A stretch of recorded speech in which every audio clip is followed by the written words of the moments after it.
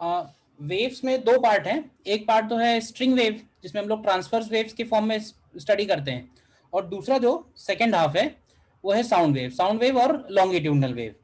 हालांकि sound wave और transverse wave और लॉन्गिट्यूडनल वेव में बेसिक में कोई डिफरेंस नहीं है। डिफरेंस सिर्फ और सिर्फ क्या है, पार्टिकल्स के वाइब्रेशन का।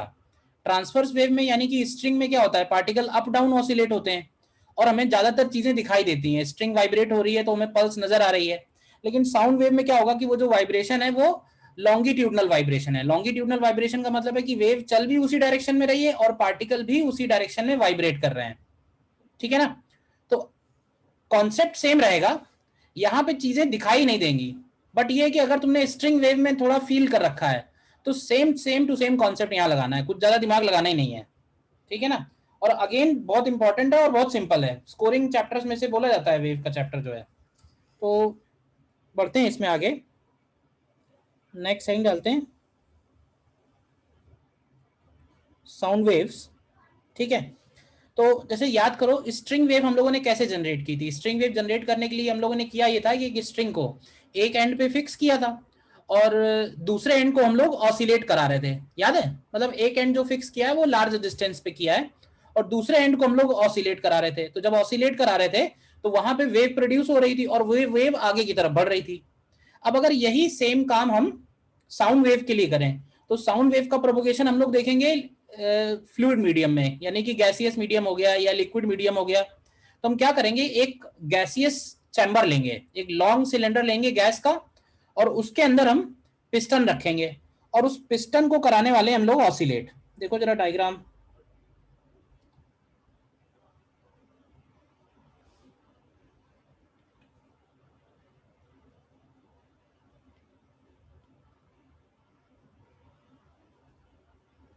देखो ध्यान से। ठीक है, इसमें क्या करना है हम लोग, इसमें ऐसे समझो कि piston is moved horizontally. Piston is moved horizontally about a mean position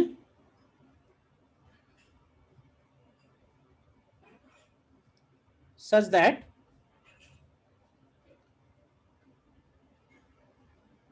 equation of motion, ये ऐसे बोलना चाहिए, such that its motion is simple harmonic motion. Its motion is simple harmonic motion, मतलब एक तरह का ऑसिलेशन है। ठीक है, तो पिस्टन को क्या है, देखो पहला वाला जो डायग्राम ध्यान से देखो, पहले वाले डायग्राम में क्या किया है, पिस्टन को हमने थोड़ा सा आगे ले गए। तो ये जो लाइंस बनी हुई हैं, ये समझ लो ये जो लाइंस हैं ये मीडियम पार्टिकल हैं। ठीक है, और मीडियम पार्टिकल जब रेस्ट पे हैं, जब कोई भी वेव पास नहीं हो रही है, तो उनका जो प्रेशर है वो पी नॉट होगा, तो उनकी जो डेंसिटी है वो भी मीन डेंसिटी होगी, तो उनकी डेंसिटी हो गई रो नॉट। ठीक है, अब जब हम पिस्टन को थोड़ा सा आगे लाए, देखो ध्यान से, तो जैसे ही थोड़ा आगे लाएंगे तो क्या वो पार्टिकल पास पास आ जाएंगे, और फिर हम उनको पीछे ले गए, तो जब पीछे ले जाएंगे तो गैप क्रिएट होगा, और आगे लाएंगे तो वो पास पास आ जाएंगे। तो वो जो पास पास वाला पॉइंट है वो कहलाता है कंप्रेशन, और जो गैप क्रिएट हो गया है वो कहलाता है रेयरफेक्शन। तो जैसे सबसे नीचे वाले पॉइंट में लिख सकते हैं कि ये कंप्रेशन हो गया, ये कंप्रेशन हो गया, ये रेयरफेक्शन है, ये रेयरफेक्शन है। क्यों भाई? ये दोनों पॉइंट हो गए compression zones. Compression zones, compression zone की खास बात यह है कि यहां पे प्रेशर की जो वैल्यू होगी वो मीन प्रेशर से ज्यादा हो जाएगी। बताओ होगा या नहीं होगा? और ये जो रेयरफेक्शन है, रेयरफेक्शन पे क्या होगा, तो रेयरफेक्शन पे प्रेशर की वैल्यू डेल्टा पी नॉट से कम हो जाएगी। देखो कभी भी हम ये नहीं बोलेंगे कि प्रेशर नेगेटिव हो गया, प्रेशर, मीन प्रेशर की वैल्यू बहुत ज्यादा होती है, और जो प्रेशर ऑसिलेट होगा अप डाउन वो बहुत कम है। तो मिनिमम प्रेशर हर किसी भी जगह देखेंगे तो P not minus delta P not होगा, और मैक्सिमम प्रेशर देखेंगे तो P not plus delta P not होगा। कंप्रेशन रेयरफेक्शन इनके जो फॉर्मेशन है ये बिल्कुल वैसे ही है जैसे हम लोग स्ट्रिंग वेव में क्रेस्ट और ट्रफ बोलते हैं। याद है नहीं याद है? तो दो रेयर फैक्शन के बीच में डिस्टेंस, दो कंप्रेशन के बीच का डिस्टेंस क्या लैम्डा के बराबर होगा?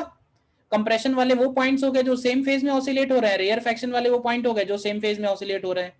कंप्रेशन वाले पॉइंट अगर पॉजिटिव डिस्प्लेसमेंट पे होंगे मैक्सिमम, तो रेयर फैक्शन वाले नेगेटिव डिस्प्लेसमेंट पे होंगे। बोलो।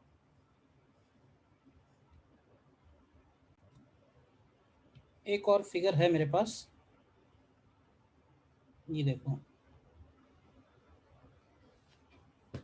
इसमें तुमको चलता हुआ दिख रहा होगा। बोलो। दिख तो रहा है सर, इसको कॉपी में बनाए। अब कॉपी में कैसे बनाओगे, ये तुम्हारी हेडेक है। ठीक है ना, मतलब दिमाग में बिठाओ उसको कि दिमाग में कह रहा है हो क्या रहा है। जैसे देखो कुछ पॉइंट रेड से हैं, ध्यान से तुम्हें ये देखना है कि पार्टिकल कोई आगे नहीं जा रहा है, पार्टिकल का नेट डिस्प्लेसमेंट 0 है, पार्टिकल सिर्फ अपनी जगह क्या हो रहे हैं, ऑसिलेट हो रहे हैं। और वो जो कंप्रेशन रेयर फैक्शन है वो आगे बढ़ रहे हैं, और ये बिल्कुल वैसे ही है जैसे स्ट्रिंग वेव में वो पल्स आगे बढ़ता है, कुछ ज्यादा सोचना ही नहीं है।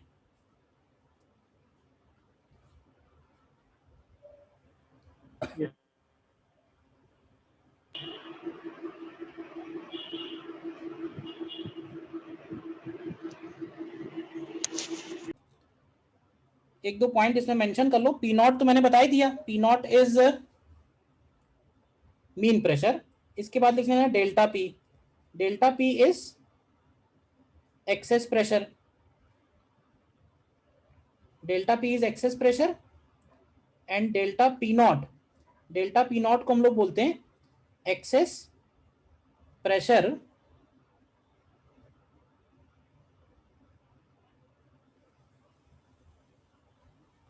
सर स्क्रीन फ्रीज हो गई। अब मेरी स्क्रीन फ्रीज हो गई है। Delta P is excess pressure and delta P naught is excess pressure amplitude. दोनों में क्या फर्क होगा?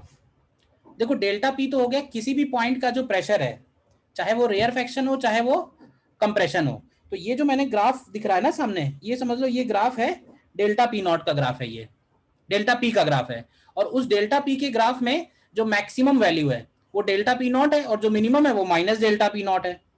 बोलो। ये जो ग्राफ है, देखो एडिट हो क्या हो रहा है, तो ये ग्राफ है डेल्टा पी का, ठीक है। और इस ग्राफ में ये जो मैक्सिमम वैल्यू आ रही है, सर कुछ आ ही नहीं रहा। आ रहा है सर। अब तुम्हारे में नहीं आ रहा होगा, बाकी में आ रहा है, डेल्टा पी नॉट है। तो इधर मैक्सिमम डेल्टा पी नॉट हो गया, और ये मिनिमम वाला माइनस डेल्टा पी नॉट हो गया। अच्छा मेन ये बात समझना, ये मत कंफ्यूज होना कि माइनस डेल्टा पी नॉट का मतलब प्रेशर निगेटिव हो गया है। प्रेशर की value minus delta P not नहीं है, प्रेशर की वैल्यू लिखेंगे तो उसमें मीन वाला प्रेशर हमको ऐड करना पड़ेगा, समझ गए ना? मतलब सर वहां पर प्रेशर लीस्ट है। हाँ वहां प्रेशर लीस्ट है, और जहां प्रेशर लीस्ट है उसको हम लोग रेयर फैक्शन बोल रहे हैं। ठीक है, बताओ प्रोपोगेशन क्लियर है? तो आगे बढ़े फिर इसके मैथमेटिकल पार्ट पे। Yes sir. Net displacement, net displacement of medium particles is 0, net displacement of medium particle is 0, और excess pressure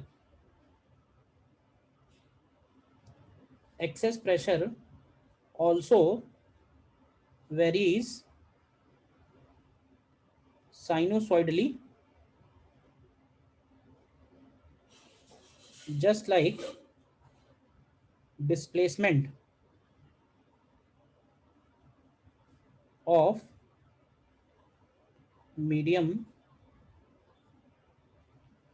particles। ठीक है ना, मतलब मीडियम के जो पार्टिकल हैं उनका भी ग्राफ जो होगा वो साइनोसॉइडल होगा, और प्रेशर भी जो होगा वो भी साइनोसॉइडली वेरी करेगा। ठीक है, तो अब आगे बढ़ते हैं। मेन नेक्स्ट हेडिंग डालेंगे इसमें, रिलेशन between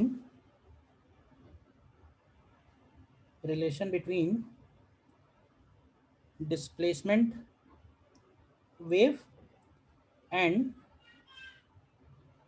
प्रेशर वेव। तो अब तुम ये सोच रहे हो कि ये दो वेव कहाँ से आ गई, अभी तो एक ही वेव थी, साउंड वेव।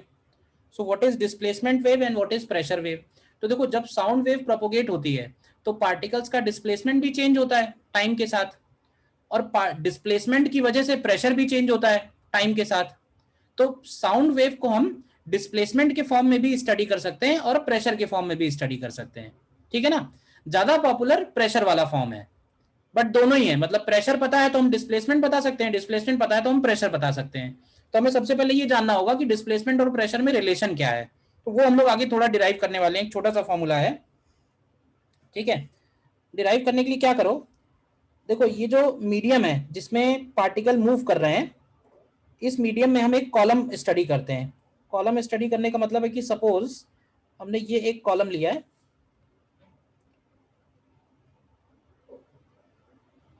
ऐसे देखो, ये मैंने एक एलिमेंट लिया है, इस एलिमेंट का लेंथ है dx, ठीक है। या ऐसे बोलना चाहिए कि इस एलिमेंट का लेंथ dx तब है जब इसमें से कोई भी वेव पास नहीं हो रही है। कोई भी वेव पास नहीं हो रही है तो हर जगह का प्रेशर और हर जगह की डेंसिटी मीन डेंसिटी के बराबर है, हर जगह का प्रेशर भी मीन प्रेशर के बराबर है। क्रॉस सेक्शन एरिया हम लोग ए ले लेते हैं। अब जब इसी से वेव पास होगी, ध्यान से समझना, तो हो सकता है ये एलिमेंट कंप्रेस हो जाए, अगर वो कंप्रेशन बनेगा, और हो सकता है ये एक्सपैंड हो जाए, रेयरफैक्शन बने, या कुछ और बन जाए रेयरफैक्शन और कंप्रेशन के बीच में। कहने का मतलब इस एलिमेंट की लेंथ कम ज्यादा होगी, होगी या नहीं होगी? ये एलिमेंट खुद कंप्रेस Yes, sir. एक्सपैंड होगा पीरियोडिकली। तो अगर हम कुछ देर के बाद अगर देखें, मान लेते हैं जनरल टाइम पे देखें, तो ये वाला डायग्राम है जब इसमें से कोई भी वेव पास नहीं हो रही है, ठीक है। और एक दूसरा डायग्राम बनाते हैं जब इसमें से वेव पास हो रही है, और वेव लिख देते हैं कि let s is equal to S naught sine of omega T minus के X is passing through the medium, is passing through the medium, ठीक है। अब ऐसे देखो कि पहले हम लोगों ने जो डिस्प्लेसमेंट लिखा था उसको y लिखा था, तो उसको y इसलिए लिखा था क्योंकि पार्टिकल का डिस्प्लेसमेंट y डायरेक्शन में था।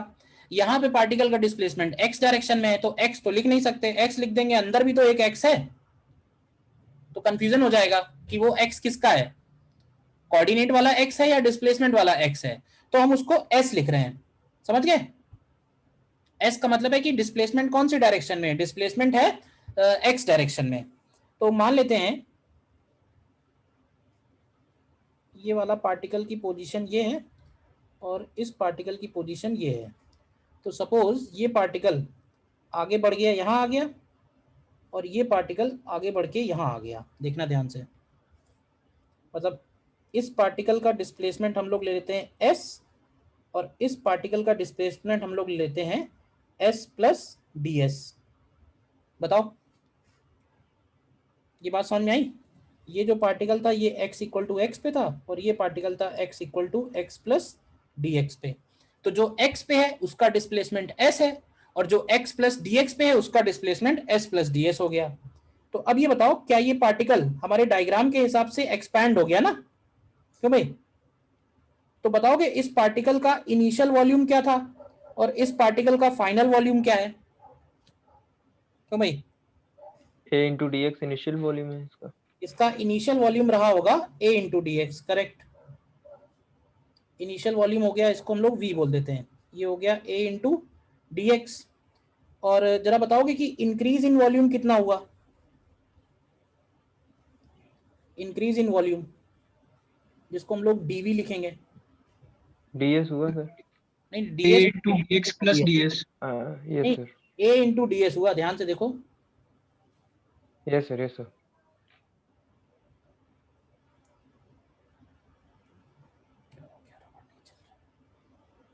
a इंटू डी एस, देखो, क्योंकि ये पूरा लेंथ, ऐसे देखो कि यहां से लेके यहां तक की लेंथ, ये लेंथ कितनी आएगी, ये लेंथ निकालोगे तो आएगी ds plus dx।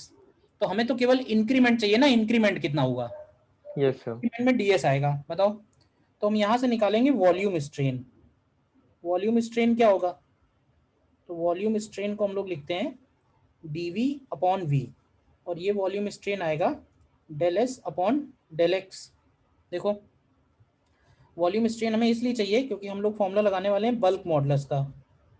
Bulk modulus of a medium is defined as minus times dp upon dv over v। तो अब अगर ये फॉर्मूला नहीं देखा है तो अभी फिलहाल लिख लो, बाद में आएगा। तो यहाँ से हमें चाहिए dp यानी प्रेशर कितना बढ़ाया, तो प्रेशर की वैल्यू है minus B dv over v। तो यहाँ से एक फॉर्मूला आ जाएगा that dp is equal to minus B del S upon del X. ठीक है, तो ये एक बेसिक फॉर्मूला आया है जो हमें किसी भी टाइप के डिस्प्लेसमेंट वेव को हम लोग प्रेशर वेव में कन्वर्ट कर सकते हैं। ठीक है ना, कैसे कन्वर्ट कर सकते हैं, यहाँ पे हमको s दिया हुआ है, s is equal to S naught sine of omega T minus के एक्स। तो अगर हम यहाँ से del S upon del X निकालें तो ये आएगा minus S naught K cos of omega T minus के एक्स। तो अगर हम dp लिखें तो dp की वैल्यू हो जाएगी माइनस माइनस प्लस हो जाएगा, plus B S naught K cos of omega T minus के एक्स। तो यहाँ से इक्वेशन को हम इस तरह से लिखते हैं, dp को लिखते हैं डेल्टा पी, आगे जो कांस्टेंट है उसको लिखते हैं delta P not and cos of omega T minus के एक्स। तो ध्यान से चेक कर लो कि ये जो इक्वेशन थी ये थी डिस्प्लेसमेंट वेव, और हमने इसको कन्वर्ट किया है इसमें, दिस इज प्रेशर वेव। तो डिस्प्लेसमेंट वेव से प्रेशर वेव में हम कैसे पहुंचे, what is delta P not, तो डेल्टा पी नॉट का वैल्यू याद रखना है, ये है बी एस नॉट के। तुम ये बताओ सारे वेरिएबल्स क्लियर हैं कौन क्या है, what is delta P naught, what is B, what is S naught and what is K, बताओ। सर ये बी एक बार बताइए sir. B is bulk modulus. Bulk modulus क्या होता है, जैसे यंग्स मॉडुलस होता है सॉलिड्स के लिए, सॉलिड में डिफाइन करते हैं यंग्स मॉडुलस, मतलब सॉलिड के ऊपर हम कितना फोर्स लगाएं और वो कितना दबेगा वो डिफाइन करेगा उस सॉलिड का यंग्स मॉडुलस। इसी यस सर। तरह से लिक्विड्स और गैसेस को अगर हम फोर्स लगाएंगे तो वो कितना दबेंगे वो डिफाइन करेगा उस मीडियम का bulk modulus. Yes sir, clear. ठीक है ना, bulk modulus is defined for liquids and gases. तो वो हमें जनरली दिया रहेगा उस पर्टिकुलर केस में वैल्यू दी होगी क्योंकि प्रॉपर्टी ऑफ मीडियम है। अच्छा, यहाँ पे ध्यान से एक बात देखने वाली ये है कि डिस्प्लेसमेंट और प्रेशर क्या एक जैसा फंक्शन नहीं है। तुम देखो ध्यान से, तो एक साइन का फंक्शन आ रहा है और एक कॉस का फंक्शन आ रहा है, क्यों भाई? एक साइन का फंक्शन आ रहा है, एक कॉस का फंक्शन आ रहा है, मतलब ये होगा कि दोनों के बीच में फेज डिफरेंस है। तो ये एक बात ध्यान रखने वाली भी है, तो नीचे नोट करके लिखेंगे फर्स्ट पॉइंट में। पाई का होगा फिर, हाँ, पाई का होगा, पाई का नहीं होगा, पाई बाई 2 का होगा। बाई 2 का होगा। कॉस फंक्शन और साइन फंक्शन में कितना फेज डिफरेंस है? हाँ हाँ पाई बाई 2 है सर। Pi by 2। नीचे इसमें लिखो नोट करके फर्स्ट पॉइंट में that displacement wave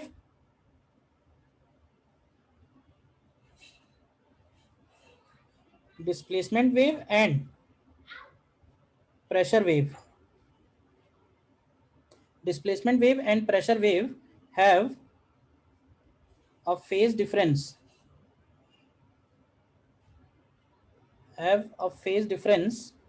of pi by 2। ठीक है ना, और हम ऐसे बोल सकते हैं कि here pressure wave is ahead in phase by pi by 2। Pressure wave is ahead in phase by pi by 2। तो एक छोटा सा प्रॉब्लम तो यही इसमें पूछ लिया जाता है कई बार कि अगर मान लो हमें डिस्प्लेसमेंट वेव दिया हुआ है, सपोज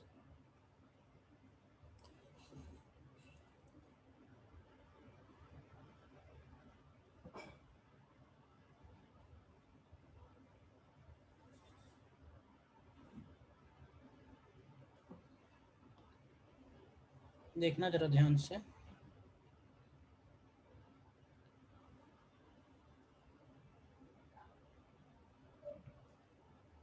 मान लो हमें ये डिस्प्लेसमेंट वेव दिया हुआ है,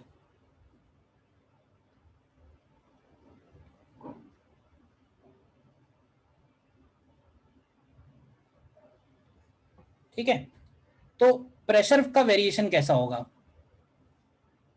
ये जो वेरिएशन दिया है उनको, ये हमको डिस्प्लेसमेंट का वेरिएशन दिया है मीडियम में डिस्प्लेसमेंट इस तरह से वेरी कर रहा है, तो प्रेशर कैसे वेरी करेगा? ये वैल्यू S0 है और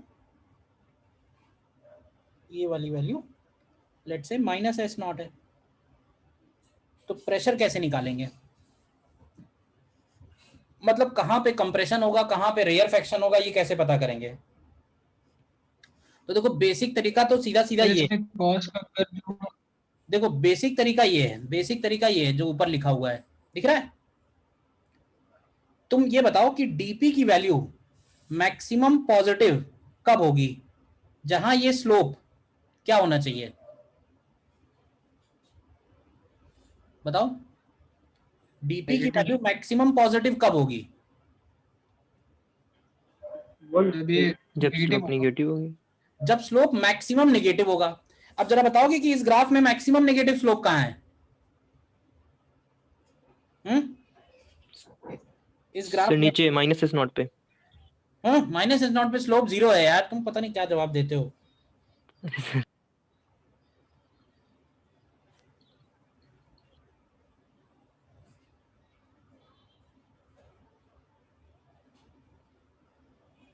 सर मीन पोजीशन पे। ये बनेगा देखो,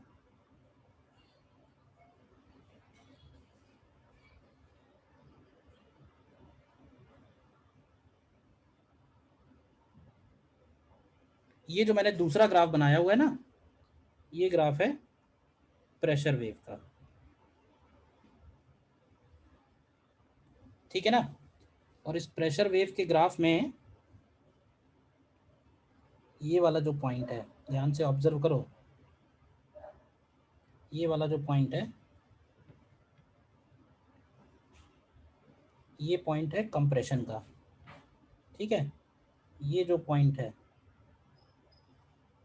ये पॉइंट है रेयरफेक्शन का।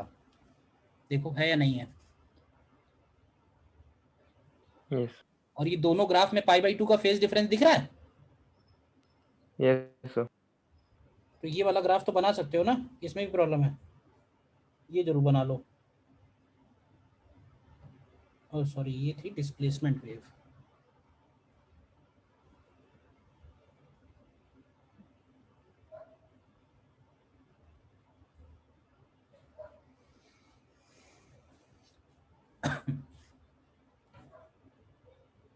कंप्रेशन रेयरफेक्शन इस तरह से ही आएंगे।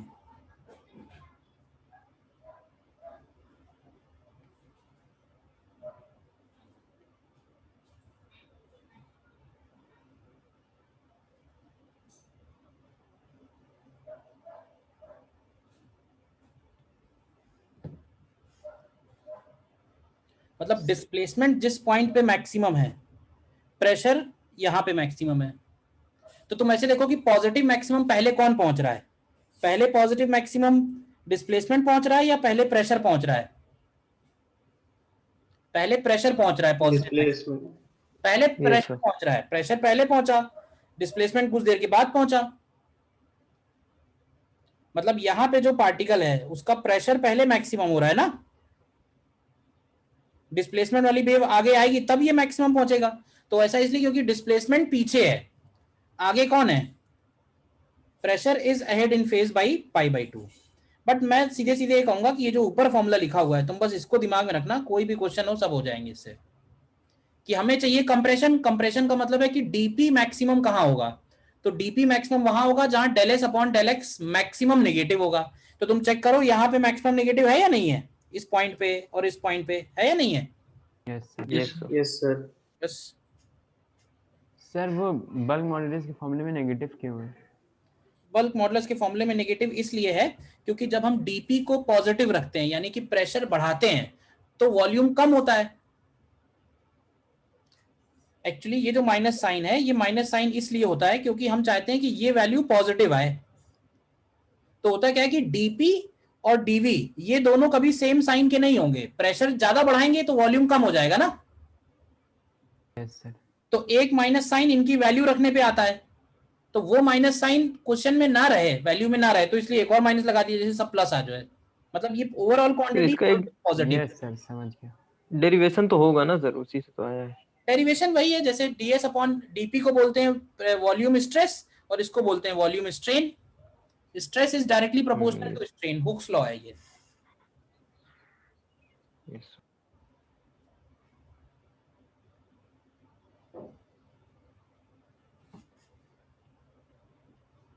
सर, एक चीज थोड़ा समझना है सर, डाउट हो रहा है। पूछो सर पूछो। आप कह रहे हैं कि सर जो प्रेशर है वो पहले मैक्सिमम हो रहा है, पॉजिटिव मैक्सिमम। हाँ तो सर आप किधर से, किस पॉइंट ऑफ व्यू से कह रहे हैं? अगर सर हम लेफ्ट हैंड साइड से पॉजिटिव एक्स एक्सिस की ओर बढ़ते हैं, सबसे तो पहले तो ये हमको ग्राफ मैक्सिमम चाहे ये डिस्प्लेसमेंट ग्राफ मिलता है चाहे पॉजिटिव। टाइम, ये ग्राफ चाहे तुम टाइम में बना लो या एक्स में बना लो, दोनों से तुम्हें ये बात समझ में आ जानी चाहिए, ठीक है ना। और इस बात को समझने के दो तरीके इनफैक्ट हैं, दो तरीके ऐसे। भाई ये बताओ कि तुम कॉस फंक्शन को, इसको क्या लिख सकते हो, इसको लिख सकते हैं sine of omega T minus के x plus pi by two, बताओ। Yes sir.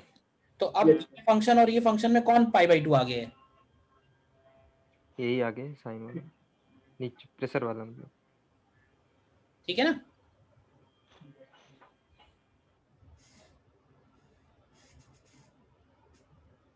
ये भी वही डायग्राम वही है, बस इसमें अलग अलग बनाया हुआ है, डेंसिटी बना दिया है।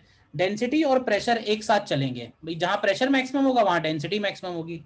लेकिन तुम देख सकते हो कि डिस्प्लेसमेंट का जो ग्राफ है वो थोड़ा अलग है नहीं है?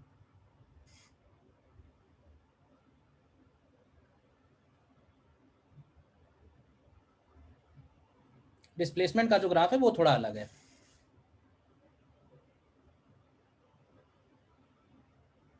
तुम ऐसे याद रखो कि डिस्प्लेसमेंट वाला जो कर्व तुमको दिख रहा है, अगर हम उसको पाई बाई टू आगे कर दें तो प्रेशर वाला कर्व बन जाएगा। इसलिए मैंने ये वो बताया कि पाई बाई टू याद रखो।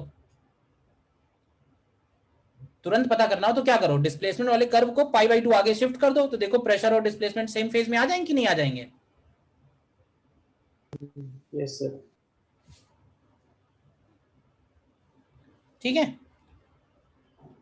तो ये एक इंपॉर्टेंट पॉइंट है जो थोड़ा जल्दी समझ में आता नहीं है, और अगर आ गया है तो बहुत अच्छी बात है। सेकेंड पॉइंट इसमें वेव वेलोसिटी से रिलेटेड है। Wave velocity in a medium. तो अब देखो सॉलिड्स में वेव वेलोसिटी अगर प्रूफ करनी है तो उसका अलग थोड़ा मेथड है, लिक्विड्स के लिए अलग है, तो ये प्रूफ मैं नहीं कर रहा हूँ। तो इसमें फॉर्मूले याद रखो, कहीं कोई पूछा नहीं जाएगा। सॉलिड्स में वेव वेलोसिटी यानी लॉन्गिट्यूडनल वेव की जो वेलोसिटी है वो लिखते हैं under root of Y by rho, जहाँ वाई बन जाएगा यंग्स मॉडुलस और डी हो जाएगी, रो हो जाएगा डेंसिटी। लिक्विड्स और गैसेस के लिए, लिक्विड्स और गैसेस में जो वेव वेलोसिटी का फॉर्मूला आएगा that is under root of B by rho. तो बी कौन सा मॉडुलस है? बी इज बल्क मॉडुलस, है वैसे ही formula, B is bulk modulus. Y यहां पे था Young's modulus and rho is density of medium. ठीक है। और यहाँ पे हम लोग एक बात ये लिखते हैं कि according to Laplace, according to Laplace the propagation of sound wave is adiabatic. Propagation of sound wave is adiabatic. अच्छा, एडियाबैटिक प्रोसेस की इक्वेशन पता है? इतना तो पता ही है। एडियाबैटिक प्रोसेस की इक्वेशन है PV power gamma equal to constant है। अगर हम इसको डिफरेंशिएट करें तो मिलेगा DP into V power gamma plus P into gamma V power gamma minus one into D V and equal to 0।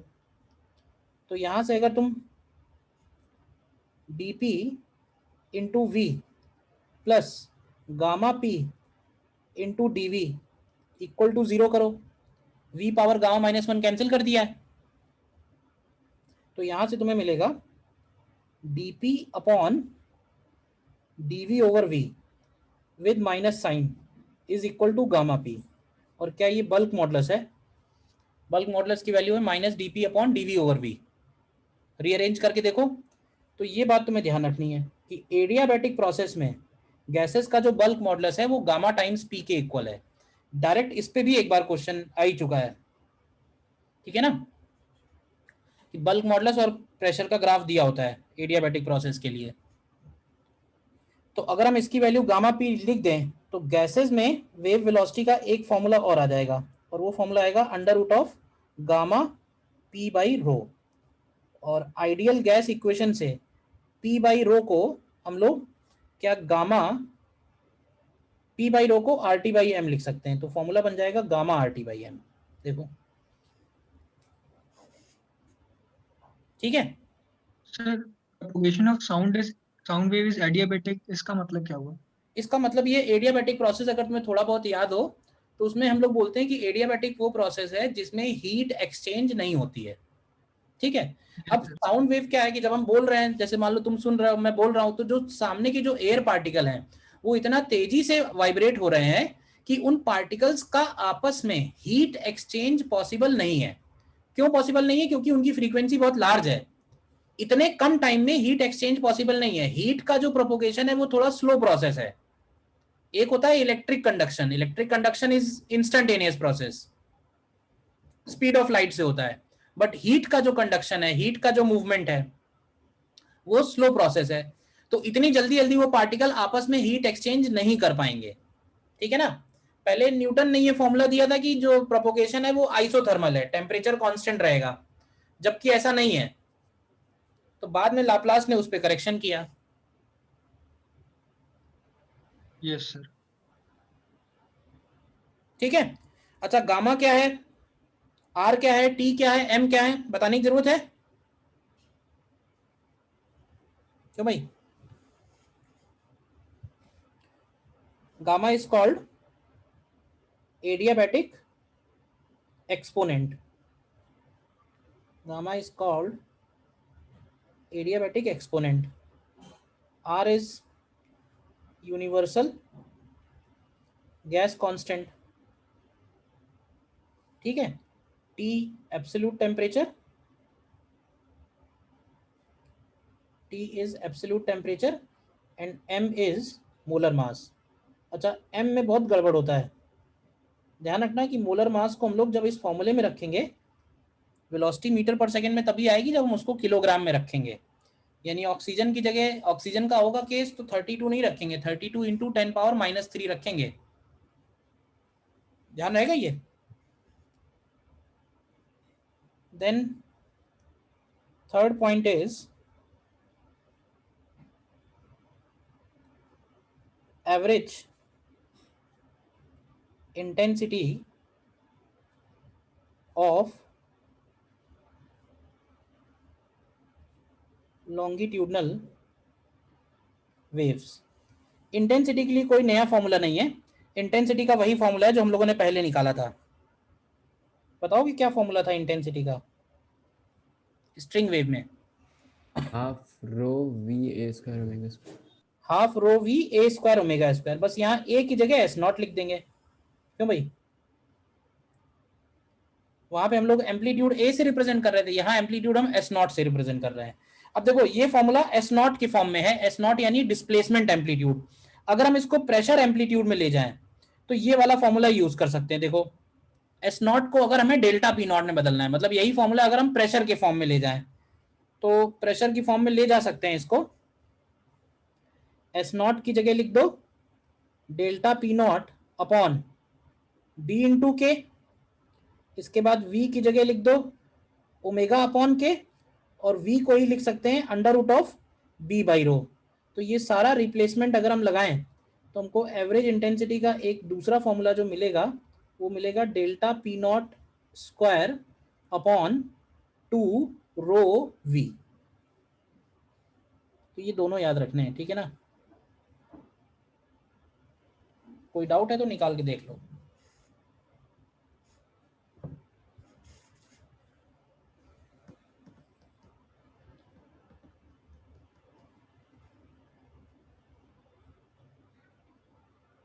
Sir वो वेलोसिटी मैक्सिमम आपने जो सर ग्राफ दिखाया अभी ऊपर, हाँ सर उसमें फोर्थ ग्राफ में सर वेलोसिटी मैक्सिमम क्यों है सर कंप्रेशन पे?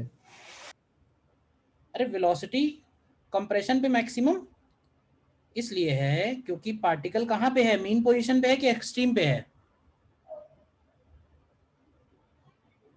एक्सट्रीम पे है। अरे ये पार्टिकल जो मैंने हाईलाइट किया है, ये मीन पे सर।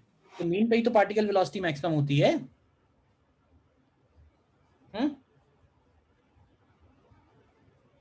पार्टिकल वेलोसिटी कहाँ मैक्सिमम होती है? जब पार्टिकल मीन पोजीशन क्रॉस कर रहा होगा। तो ये ग्राफ एक्स का है। अरे वैसे भी एक्स का ग्राफ अगर साइन ओमेगा टी है तो वेलोसिटी का लिखोगे तो कॉस ओमेगा टी नहीं हो जाएगा? हाँ सर। वही तो है। तो सर हाँ जो आपने वेलोसिटी इन सॉलिड्स का जो फॉर्मूला लिखा है, हाँ सर उसका उससे कोई रिलेशन नहीं है? जो वेलोसिटी स्ट्रेच स्ट्रिंग थी under root T by mean, मतलब वो अलग है? वो अलग चीज है, वो अलग चीज है। पर लॉन्गिट्यूडनल वेव में प्रोपोगेशन इस तरह से होगा, मतलब सॉलिड के अंदर जो पार्टिकल हैं वो वाइब्रेट होंगे, और वो जो स्ट्रिंग वेव है उसमें इस तरह से ऑसिलेशन है। तो जब इस तरह से ऑसिलेशन है तो under root T by mu है, और अगर इस तरह से ऑसिलेशन है, लॉन्गिट्यूडनल प्रोपोगेशन है, तो under root Y by rho है। ठीक है। फोर्थ पॉइंट इज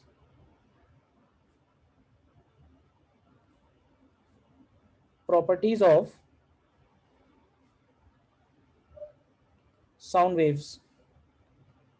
और कौन कौन सी प्रॉपर्टीज हैं? तो देखो, हम लोग साउंड वेव में सबसे पहले आता है कि हम लोगों को कहाँ से लेके कहाँ तक सुनाई देता है, क्यों भाई? तो हम लोगों को 20 हर्ट्ज से लेके 20,000 हर्ट्ज तक हमें सुनाई देगा। तो ये हो गई एक तरह से ऑडिबल रेंज, क्यों भाई? अब हम लोग जब कोई भी साउंड सुनते हैं तो हमें कौन कौन सी प्रॉपर्टीज हैं जिससे हम दो अलग अलग साउंड्स को डिफरेंशिएट कर सकते हैं कि ये अलग है, ये अलग है? तो उसमें पहली प्रॉपर्टी है जिसको हम लोग बोलते हैं pitch. And pitch is nothing but, pitch का सीधा सीधा रिलेशन है फ्रीक्वेंसी से। पिच समझते हो क्या होता है? What is pitch? शार्पनेस। हाँ, पिच का मतलब, हाँ बोल सकते हैं कि साउंड कितना पतला है, मतलब कितना थिन साउंड है। जितनी पतली आवाज होगी हम बोलेंगे कि उसका पिच उतना हायर है। तो अगर मेल वॉइस और फीमेल वॉइस को कंपेयर करेंगे तो female voice is of higher pitch, ये ध्यान रखना, ठीक है ना?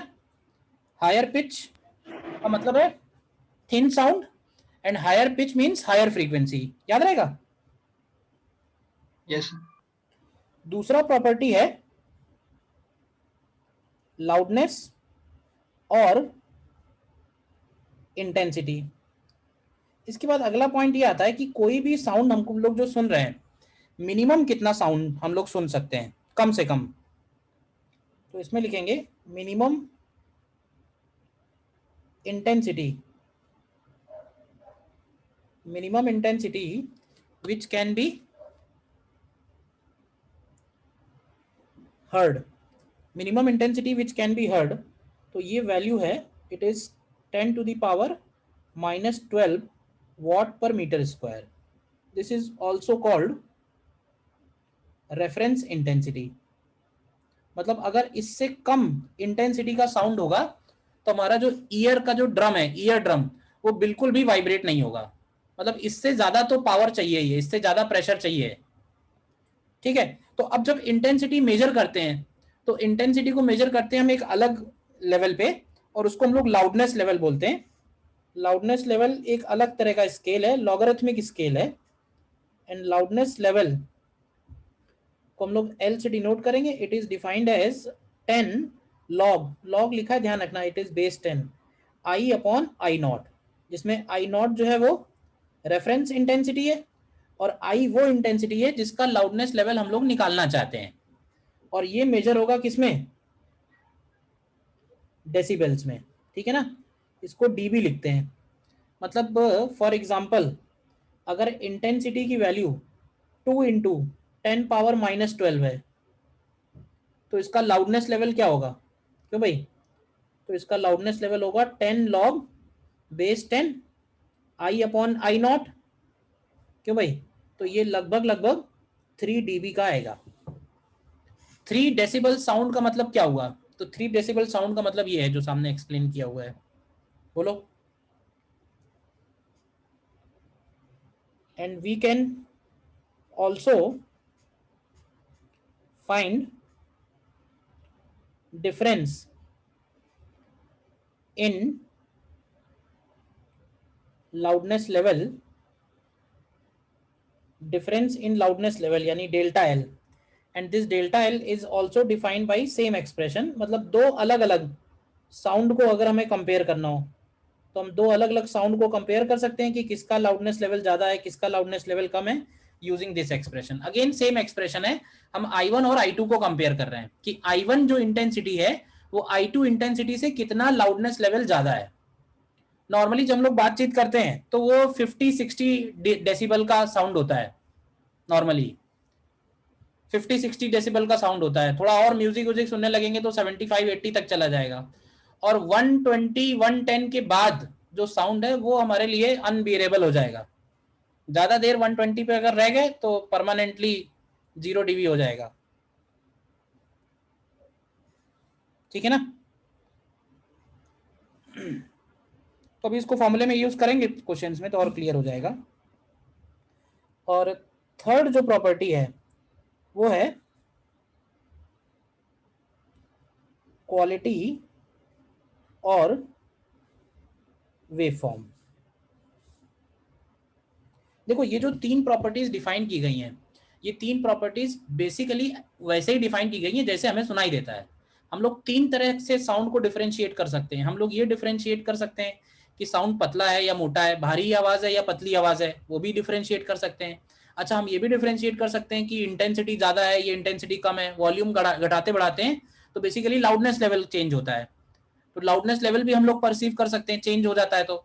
और तीसरी जो प्रॉपर्टी हम लोग डिफरेंशिएट कर सकते हैं through our ears is quality of sound. तो क्वालिटी ऑफ साउंड का मतलब ये होता है कि जैसे मान लो सेम फ्रीक्वेंसी और सेम इंटेंसिटी का पियानो बज रहा हो और सेम इंटेंसिटी सेम फ्रीक्वेंसी पे गिटार बज रहा हो, तो क्या होगा कि गिटार का साउंड हम अलग बताएंगे और पियानो का अलग बता सकते हैं। तो वो इसलिए क्योंकि दोनों में जो फर्क है वो क्वालिटी का फर्क है, और क्वालिटी का रिलेशन है वेवफॉर्म से। देखो ये पॉपुलर वर्ड है और ये उसका फिजिक्स का वर्ड है, ऐसे समझो। लाउडनेस, इंटेंसिटी, उसी तरह से क्वालिटी का जो फिजिकल वर्ड है वो है वेवफॉर्म।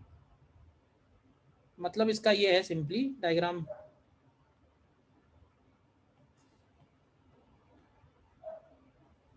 ये है देखो।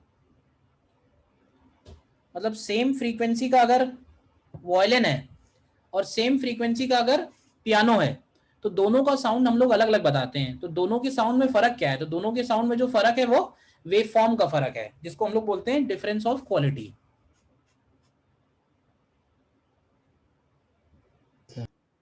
बताओ क्लियर है? तीनों याद रहेंगे? सर ये बताइए। ठीक है, देखो इसमें कुछ एक क्वेश्चन करते हैं फिर।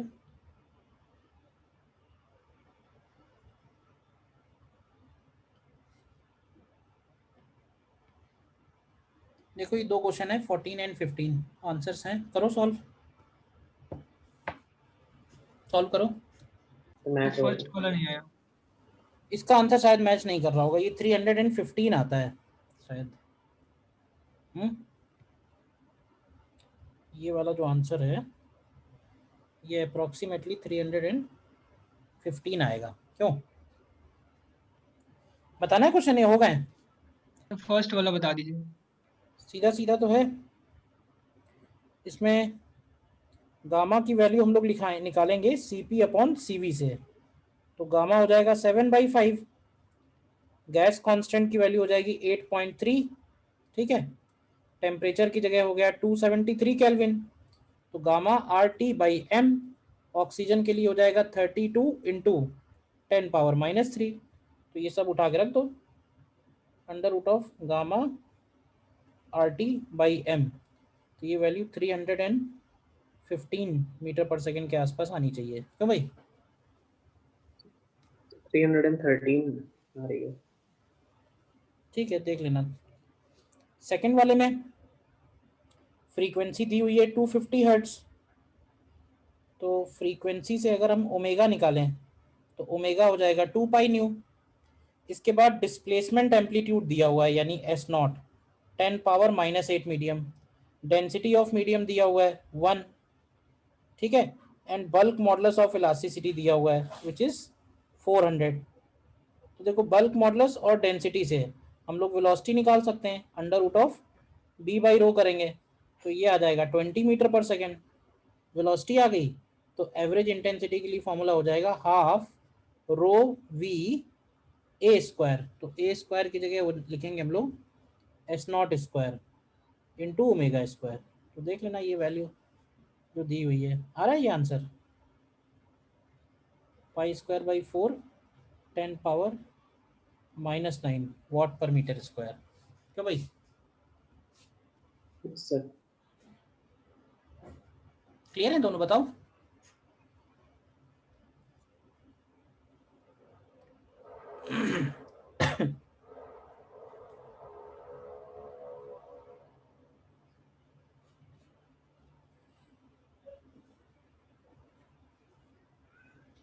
अच्छा सर, जो हमारे सेल फोन्स में डेसिबल होता है वॉइस का, वो कितना मैक्सिमम होता है? सर जो सेल फोन्स का, यस सर, मैक्सिमम डेसिबल कितना होता है? अरे यार तो कोई फिक्स थोड़े ना होता है, वो सबका अलग अलग होता होगा। वॉल्यूम क्या सेट कर रखा है? नॉर्मली जो है ऐसे समझ लो कि 110 100 के बाद फिर साउंड जो है वो अनबीरेबल हो जाता है, ऐसे समझ अंदाजा लगा सकते हो। नॉर्मल हम म्यूजिक व्यूजिक सुन रहे हैं तो 60 70 80 डेसिबल मान लो।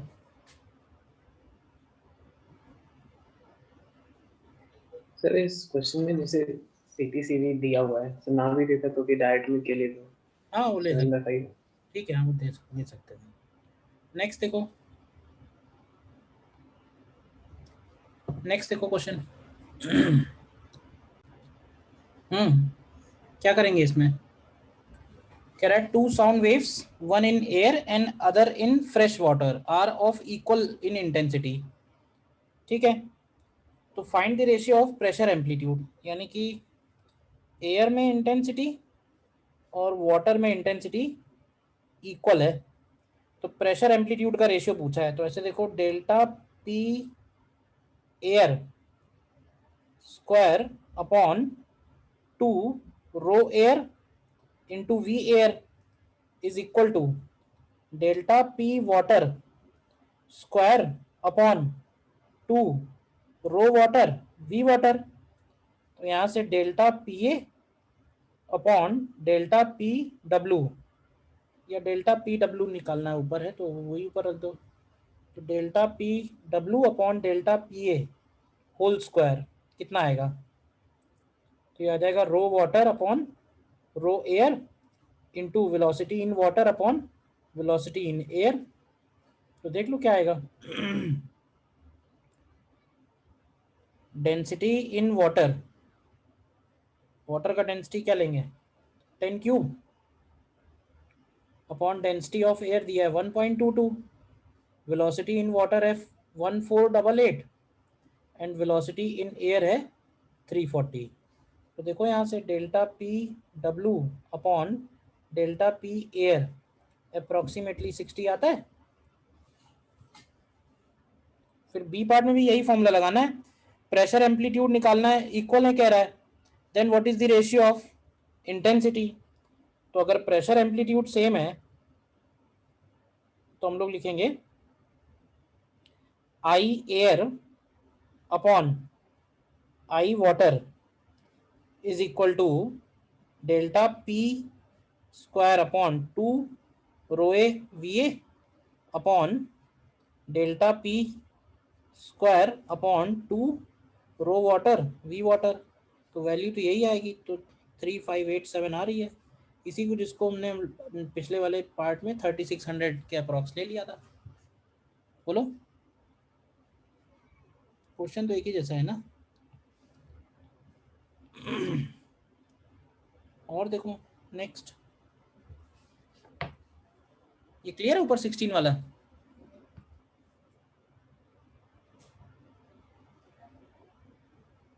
नेक्स्ट देखो, नेक्स्ट क्वेश्चन के लिए एक पुरानी बात याद दिला देता हूं।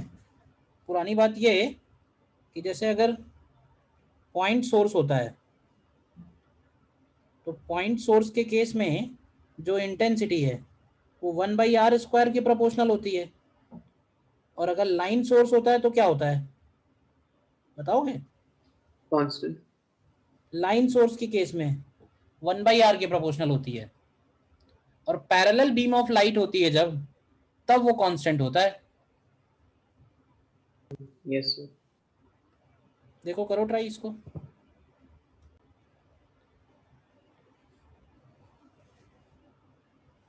इसमें कह रहा है पहले वाले में, the loudness level at a distance r from a long linear source of sound is found to be 40 dB.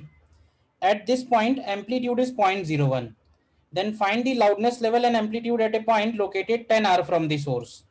तो देखो I is proportional to 1/r लिखेंगे, तो ऐसे बोल सकते हैं कि I2 upon I1 is equal to R1 upon R2. तो R1 है R और R2 की वैल्यू है 10R, तो इसका मतलब है कि I2 upon I1 की वैल्यू 1/10 आ रही है। क्यों भाई?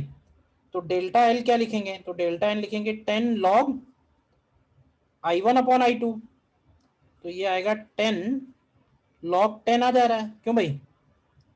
तो ये वैल्यू 10 dB आ रही है, तो इसको लिखेंगे हम लोग L1 माइनस L2। तो L2 की वैल्यू क्या होगी? L1 में से 10 dB सब्ट्रैक्ट करेंगे, यानी कि 30 dB आएगी। देखो इसके बाद एम्पलीट्यूड के बारे में क्या कहेंगे? तो एम्पलीट्यूड प्रोपोर्शनल टू होगा 1/√r, तो यहाँ से A2 अपॉन A1 की वैल्यू बनेगी R1 upon R2 whole square, sorry under root, तो यहाँ से A2 हो जाएगा A1 यानी कि 0.01 एंड डिवाइडेड बाई √10। क्यों भाई? तो इसको हम 10 अपॉन √10 mm बोल सकते हैं, या सिंपली √10 mm। बोलो पहला वाला क्वेश्चन क्लियर है? और देखो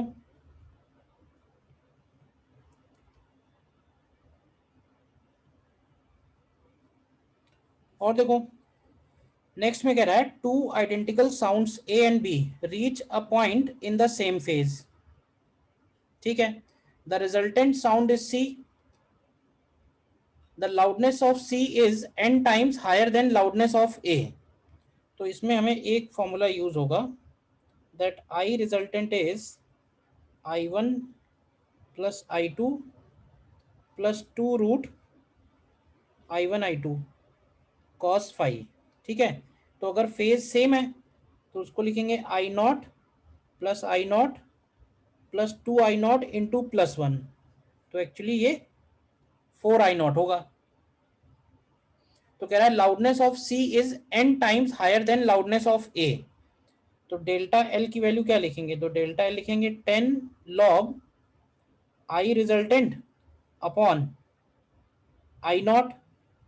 बोलो, तो ये आ जाएगा 10 log 4, तो ये 2 log 2 हो जाएगा, तो ये 6 dB के अप्रॉक्स आएगा। अब अगर ये वाला फॉर्मूला अभी नहीं मालूम है तो अभी के लिए तुम जाने तो फिर ये हम लोग वेव ऑप्टिक्स में करेंगे वैसे डिटेल में, ठीक है ना। वेव ऑप्टिक्स में लाइट वेव्स के ऊपर हम डिटेल में स्टडी करेंगे, तो लाइट वेव्स और साउंड वेव्स में फर्क नहीं ज़्यादा आएगा, सेम ही है ऑलमोस्ट।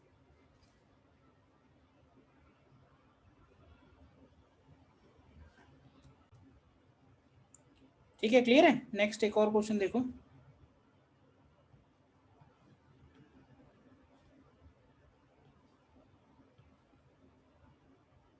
देखो करो इसको ट्राई।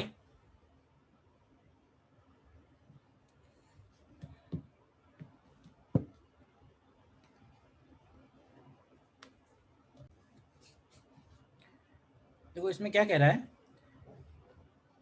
कि 1 मिलीवॉट का जो पावर है, मान लेते हैं कि ये सोर्स है जिसका पावर दिया हुआ है 1 milliwatt, and this power is distributed over a hemispherical area.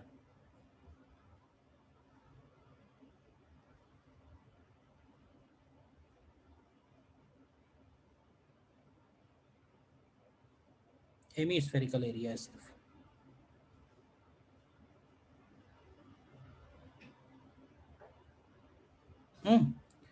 तो अगर r डिस्टेंस पे हम लोग निकालें, r डिस्टेंस पे इंटेंसिटी क्या होगी, तो क्या इंटेंसिटी को लिख सकते हैं p पॉइंट पे equal to power upon area.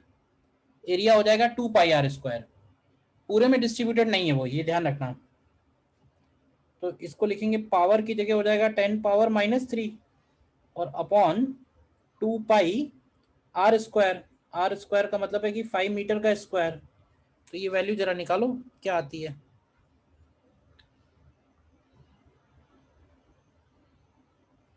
तो ये वैल्यू 6.37 इंटू 10 पावर -6 आती है वॉट पर मीटर स्क्वायर। बोलो तो लाउडनेस Yes, sir. लेवल क्या होगा, लाउडनेस लेवल होगा 10 log base 10 I upon I not. तो ये बनेगा 10 log बेस 10, तो ये हो जाएगा 6 इंटू 10 पावर -6 एंड अपॉन में 10 पावर -12 होता है ये। तो कर लोगे ना इसको अलग अलग करके। Yes sir. लाउडनेस लेवल आएगा अप्रोक्सीमेटली 68 dB का पहले केस में, ठीक है।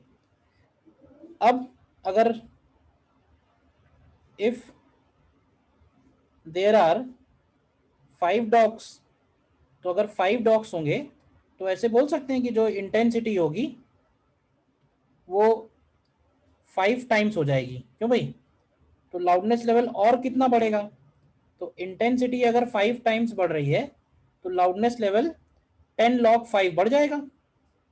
एंड 10 log 5 की वैल्यू निकालोगे तो ये कुछ 7 dB के आसपास आएगी।